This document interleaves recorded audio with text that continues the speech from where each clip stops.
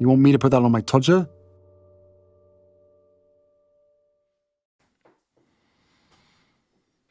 This One's Wife, the $43,000 date night. Hello, I'm H.G. Tudor.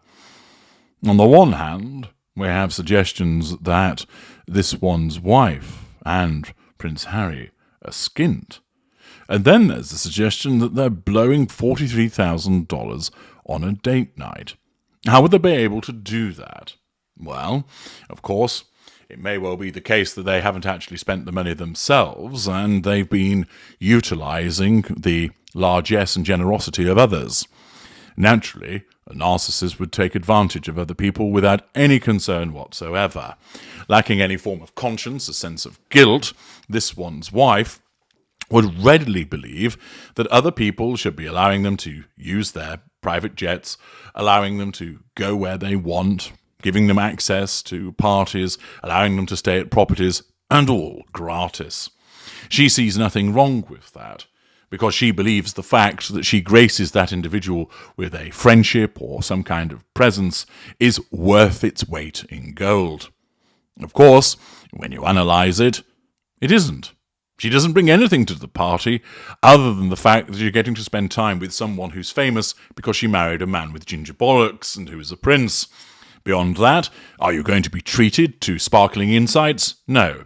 Are you going to laugh until you prolapse? No. Are you going to find yourself regaled with tales of daring do and adventures? No. You're just going to be subjected to a whiny voice banging on about how hard done to she is and showing off her latest bangles and fashion. Hardly a big prize.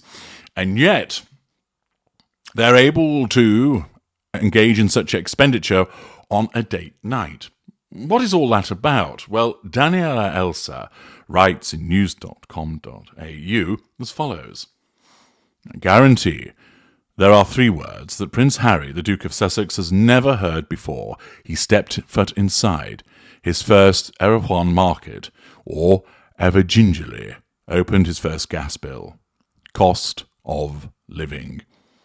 Like bin night or drain unclogging, Harry's life pre-Megxit was low on the grinding mundanity of normal life, like paying his own way, and high on hunting weekends, House of Hohenzollern, relays, and horses. However, now that the Duke and his wife, this one's wife, are free of having to report for royal duty, and free from being on the receiving end of King Charles's gilt-edged checks, it's a fair bet Harry's learnt exactly what these 3 words mean. Because these days, Harry and this one's wife are doing plenty of living, and boy, is it costing someone else, at least. So this report lends credence to the suggestion that they are in financial difficulties, but they're living high on the hog at other people's expense. This is something, of course, that Harry is used to. His entire life has been funded by others, and therefore it is not a surprise for him to continue to behave in such a way. He has been born into privilege, he's been surrounded by privilege, it's all he knows. For this one's wife, she came from much more humble beginnings. Nevertheless, her narcissism tells her that she's entitled to all of this, and that somebody else should be paying for it. Earlier this week, when the couple was photographed boarding a private jet along with a clutch of Hollywood stars including Cameron Diaz, Benji Madden and Bumble founder Whitney Wolfe Herd, to fly the 40 minutes from Santa Barbara to Las Vegas to see Katy Perry perform, just pause for a minute here and contemplate the wildness of a royal duke now spending his weeks with a Charlie's Angels star and a Naughty's hitmaker in the shadow of the Strip. The numbers associated with this decidedly luxe night out are enough to make any decent accountant quail. This one's wife's outfit, not including jewellery, was valued at nearly $12,000, with her opting for a $10,696 Valentino mini dress and $1,112 Christian Louboutin heels, according to prices from those newshounds over at the Daily Mail. Then, considering their mode of transport, winging their way via a Gulf Stream. While the plane in question is reportedly co-owned by Wolf Herd and her husband, oil heir Michael Herd, renting a similar aircraft to make the same round trip would cost between $32,000 and $40,200, according to a quote from Evo Jets. So far, not counting whatever the going rate for teenage babysitters is in Monty Shit Show, this one evening alone comes to a total of at least $43,808.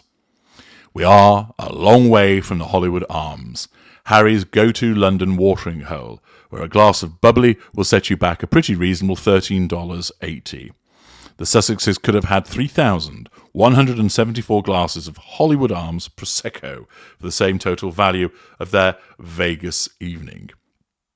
Realistically, of course, Harry and this one's wife would not have had to chip in for the flight, and the Duchess's dress could have been a gift from the Italian fashion house.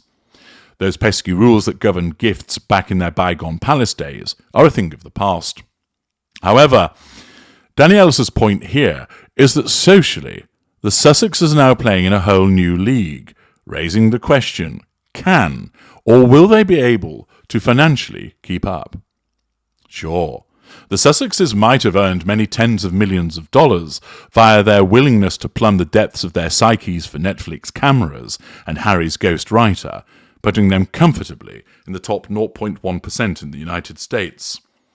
But what they have earned, and their limited earning potential going forward, still puts them in the poor cousin category when it comes to the circles in which they now move. Put simply, could Harry and this one's wife really, and on their own, have been able to afford a $43,000 Saturday night?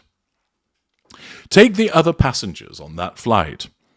In 2021, Wolf Herd became the youngest self-made female billionaire in the world when her company went public. However, today she's worth about $796 million. Her husband, Michael Herd, is a Texan oil heir worth about $43 million. Some less than precise estimates have put Diaz's net worth at more than $200 million. However, what is more concretely known, thanks to Forbes, is that in the last year she actually acted, which was back in 2014, she made $28 million alone. However, the Sussexes, generally speaking now, seem to be living a luxury life worthy of a Getty heir. Yet do they have the deep pockets to personally sustain such an existence? And it is at this point we have to channel our inner Blanche de Bois and wonder how much might they be relying on the kindness of strangers and not so strangers. Well, naturally, that's not going to pose a problem for a narcissist who will readily take advantage, driven by her absence of conscience, absence of guilt, self-entitlement, and lack of accountability. Examine last month when the Duke and Duchess flew via private jet from New York to the Caribbean island of Cunuan in St. Vincent and the Grenadines, which is supposedly where billionaires go to escape millionaires. That would have to be the most obnoxious tourism line since Monte Carlo's fuck off were full. Interestingly, indeed, that on the island is the Soho Beach House, and that this one's wife has long been associated with the Soho House properties due to her friendship with Marcus Anderson, the lifestyle club chain's chief membership officer. And interesting that Cunuan got an unrivaled global publicity boost after a photo of the couple holidaying on the island was captured by a passerby. Or take Harry's trip also last month to the American Formula One Grand Prix in Austin. The Duke was a VIP guest of the Mercedes Petronas team, according to Sussex biographer, the improbably named plastic-faced Lieutenant Omid Scobie. Let's file it under interesting that no other teams got a royal visit. Royalty, it must be very clearly noted, has long enjoyed hoovering up freebies from wealthier chums, and not even vaguely chums. Back during Charles's first marriage to Diana, Princess of Wales, His Majesty and now Queen Camilla enjoyed luxe holidays in Turkey, thanks to now disgraced music mogul Ahmet Ertegun. In 2011, it was revealed that Charles had used the private jet of an American banking tycoon with links to Chilean dictator Augusto Pinochet, including using the jet for official business. Said banker then somehow got an invitation to William and Kate to Prince and Princess of Wales's wedding that year. Another one for the interesting collection. There is a difference, however, that the Charles and the situation with the Duke of York are clearly transactional. They get a lovely shiny treat, and the billionaire who has foot the bill can enjoy the social kudos of royal association. The Sussexes, however, find themselves in a different boat entirely. One where their new social world is largely populated by people who are often stratospherically wealthier than them, making them seem positively beggarly by comparison. For example, they flew from Vancouver Island to Los Angeles back in March 2020 in Tyler Perry's Gulfstream 3, which is worth a reported $195 million. That single sum is nearly the same as the total reported value of all of the Sussexes' original content deals, including their now defunct Spotify union. Harry and this one's wife hopefully had a ball on their 5-figure Katy Perry night out, but if it wasn't for their new uber-rich chums, it seems questionable they could actually personally afford all that private jetting. Who knows? Maybe Danny Elsa is wrong, and this one's wife's investment in oat milk latte business Clever Blends is paying huge dividends. Or maybe Harry is going to be doing a Blanche routine for years to come. Daniela Elsa, another journalist who has picked up on the fact that the expenditure of the Sussexes far outweighs their means, and therefore wondering how are they managing to do it. It is very simple. This one's wife is a ligger, and Harry comes along with it because, in effect, that is what he's been used to all through his life. She has no qualms about essentially pouncing off other people, using their airplanes, being invited, trying to get into things for free, because, in her world, she's entirely justified, and as you know, she has no shame about doing it whatsoever. Her narcissism, once again, drives this behaviour. I'm HG Tudor. Thank you for listening.